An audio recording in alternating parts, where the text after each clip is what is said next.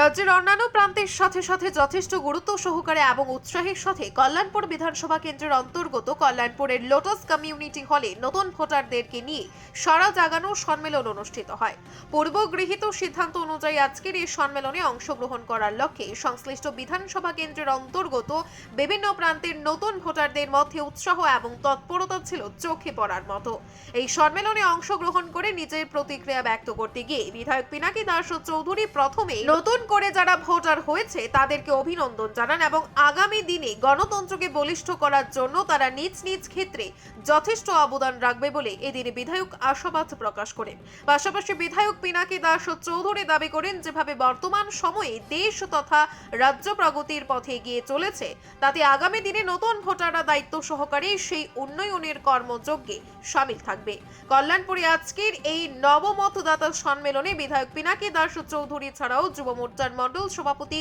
শুভঙ্কর সেন, বিজেপির কল্যাণপুর প্রমোদ নগর মন্ডল সভাপতি জীবন দীপনাথ, নেতৃত্ব চয়ন রায়, রাজীব পাল, নেত্রী সরস্বতী দীপনাথ, ইন্দ্রাণী দেববর্মা এবং সমাজসেবক পূর্ণেন্দু ভট্টাচার্য প্রমুখ উপস্থিত ছিলেন। সবাই জানি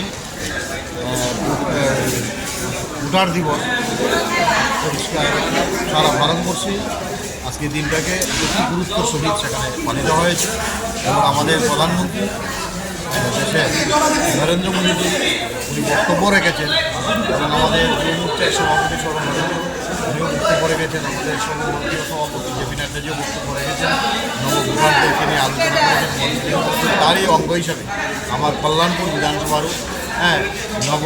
মতদাতা সম্মেলন অনুষ্ঠিত হয় এবং আপনারা লক্ষ্য করেছেন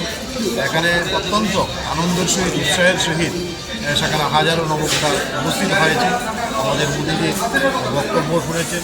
জেপি নাড্ডাজির বক্তব্য শুনেছেন, আমাদের যুব মোর্চা সর্বভারতীয় সভাপতির বক্তব্য শুনেছেন এবং পরিশেষে আমরাও আলোচনা করেছি এবং আগামী দিন ভারতবর্ষকে শ্রেষ্ঠত্ব স্থানে নেওয়ার লক্ষ্যে প্রত্যেকে আমরা কাজ করছি এবং আগামী দিন নবভোটারদের একটা গুরুত্বপূর্ণ ভূমিকা থাকবে, এটা সবাই আমরা জানি। আমরা বিশ্বাস করি এই ভূমিকা তারা আগামী দিন আমাদের দেশের স্বার্থে, আমাদের সর্বোপরি ভারতবর্ষকে এগিয়ে নেওয়া যাওয়ার স্বার্থে সেই নবভোটাররা সেই আগামী 24 লোকসভা নির্বাচন সেখানটায় আমাদের মোদীজিকে আবার তৃতীয়বারের মতো সেখানটায় প্রধানমন্ত্রী হিসাবে আমরা দেখতে চাই। সেটা আজকে সেই সম্মেলন থেকে পরিষ্কার একটা আওয়াজের মতো উঠেছে যে আগামী তিসরাবার মোদীজি ফির আবার প্রধানমন্ত্রী দেশের হচ্ছেন, সেটা পরিষ্কারভাবে প্রত্যেকটা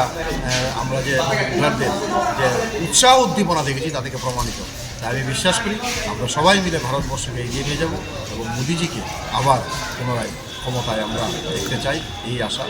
সকলের কাছে রাখছি এবং এই সম্মেলন থেকে একটাই আওয়াজ, তিসরাবার মোদী সরকার।